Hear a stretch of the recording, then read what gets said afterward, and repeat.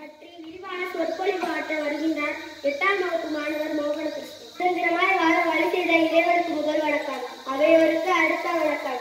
உரிமைகள் மறுக்கப்பட்டு உடைமைகள் நொறுக்கப்பட்டு வளங்கள் கொள்ளையாடப்பட்டு வாழ்க்கையில் மிச்சமின்றி ஏழுமையாத போது பலர் உயிர் தீர போராடி பெற்ற சுதந்திரம். அந்த சுதந்திரத்தை அனுபவிக்கும் நான் 78வது சுதந்திர தின நல்வாழ்த்துக்கள்.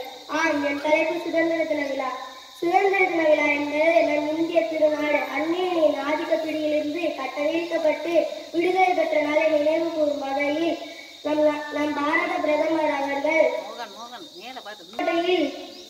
செங்கோட்டையில் நம் அழகிய மூவர்ண கொடியை ஏற்றி உரையாற்ற நம் மாண்புமிகு முதலமைச்சர் சென்னையில் சார்ஜுகோடையில் கொடியேற்றி அனைத்து பள்ளிகளிலும் கல்லூரிகளிலும் அரசு வளாகங்களில் கொடியேற்றி இனிப்பும் போட்டிகளுக்கு பரிசு வழங்கி கொண்டாடப்படும் விழாவே சுதந்திர தின விழா.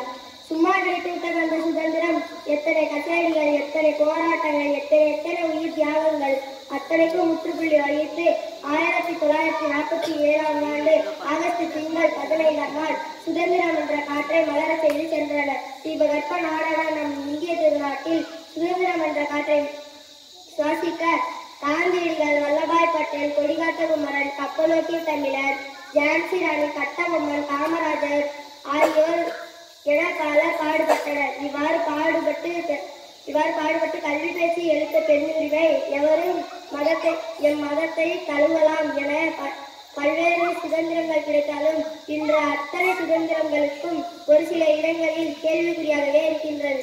இப்படி பாடுபட்டு பெற்ற சுதந்திரம் அரசியல்வாதிகள் கையில் பாலடைய செய்துவிட்டோமோ என்று சிந்திக்க தோன்றுகின்றது.